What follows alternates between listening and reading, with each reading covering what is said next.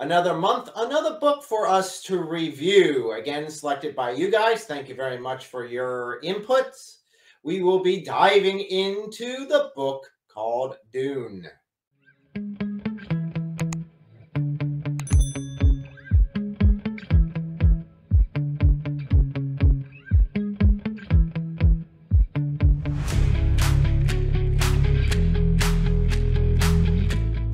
So just like with all of our book reviews that we have done, we'll be giving away a free book. Now we're going to change up the rules a little bit. I will be covering that towards the end of this video. First of all, I want to congratulate Sam for winning a copy of Fahrenheit 451, the last book we gave away. About 20,000 years into the future, humans have spread across the universe. Planets are ruled by feudal houses held in check by laws under the watch of the Padishah Emperor. Of all the planets in the known universe, only Arrakis contains the precious spice melange, a drug capable of extending life and enhancing consciousness. Spice allows faster than light travel by navigators to fold space. Without spice, planets would be cut off from each other.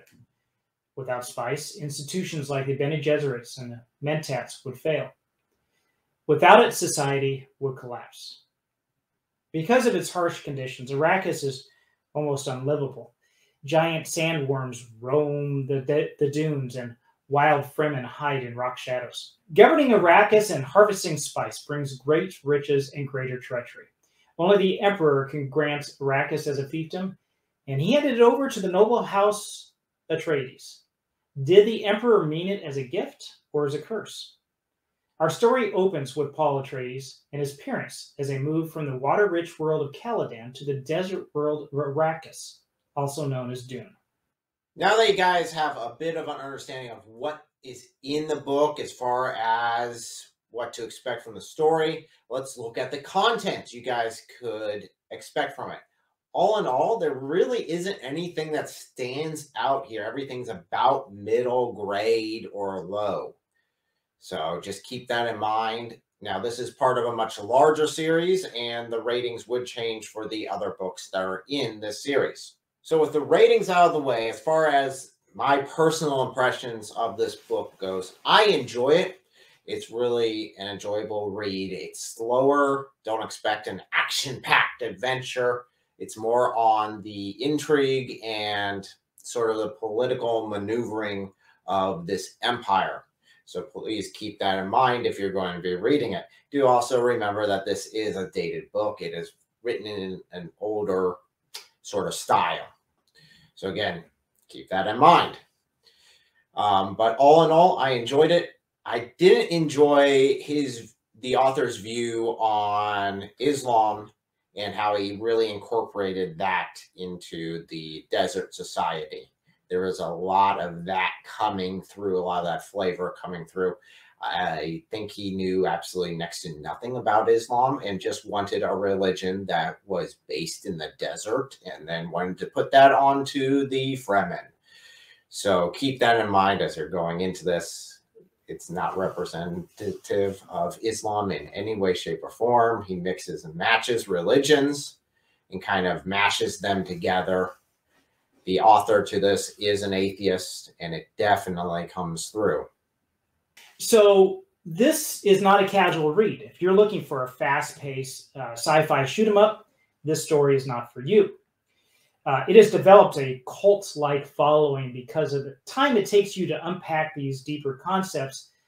Just to understand them, you become invested in the world. And there are, I don't know, I wouldn't say countless, but there are dozens of books in the Dune universe, either written by the original author, Frank Herbert, or others, including his son and Kevin J. Anderson.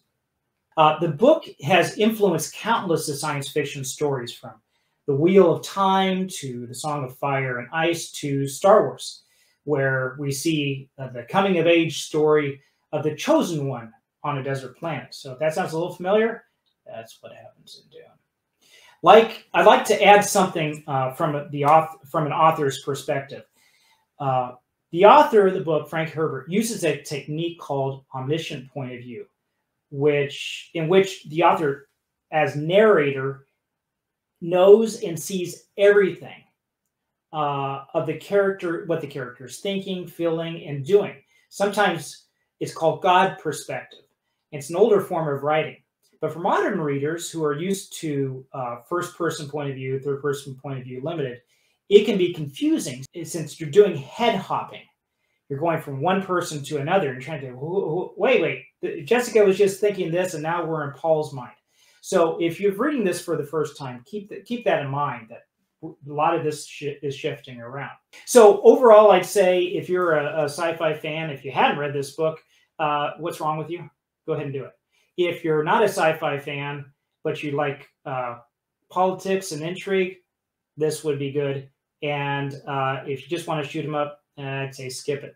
Be aware, though, that there is a lot of religion involved in this, but it's a godless religion. It has to do with prescience, seeing the future, people who are supposed to be a messiah, either because of a built-up bloodline and because of using the spice. I would be remiss if we did not mention about the movie that just came out recently, Dune Part 1, which was released last year, and Dune Part 2, which will be released hopefully next year, but we'll find out once we get to that point. But all in all, I enjoyed the movie. I thought that it stayed close enough to the source material. Yeah. There's always wiggle room whenever you're trying to take a book and put it into a movie, as long as they stay as true as they could to the source material. I enjoy it. It's really hard when the source material has a lot of, like we were talking about, internal thoughts going on. Yeah, they tried that in the 1984 version of the movie when it came out, and they did a lot of internal thoughts. They like, what is she doing? She's going to strike me with the Kom Jabbar. I don't think I can make this. And then they jump to the other person's mind. Oh, I'm going to stab him with it. He's going to lose his life. You know, one of those things. It kind of, I don't know. It's a style that I don't think went over very well. It's very hard when you go from a book to a movie to try to capture that type of thing. It's finally time for us to talk about the giveaway. Now, we're going to go ahead and change this up a little bit. Beforehand, we were doing the giveaway of whatever book we were reviewing. From now on, we will be giving away your pick, the winner's pick of the books that we have already reviewed. So this would go back to all the ones previous that we have done. If we pick you as the winner, we will go ahead and let you choose which book you want. How to enter is the same, like the video, subscribe, and in the link in the description down below goes to John's newsletter. Sign up for it, and we will pick you from there. Yeah, and please do enter your email. We've had some problems in the past where people have not filled it out, and so we can't send you the book unless you give us your email, and we don't harass you with spam or anything like that. So this is for the purposes of getting this material, and then when I have a book out, you also get notified when that book comes out. Yes, it is very hard to give you a free book if there's no way for us to contact you. I actually do want to give you a free copy of a book of your choice. As to the next book that we will be reviewing, we will be changing it up a bit. We'll be actually doing a deep dive live stream as we did with C.S. Lewis's books. This is another C.S. Lewis book, so we really, in order to give it the proper amount of weight and the proper amount of review, we need to do more of a live stream format with that. So please make sure to come and join us on the first Saturday of December for that.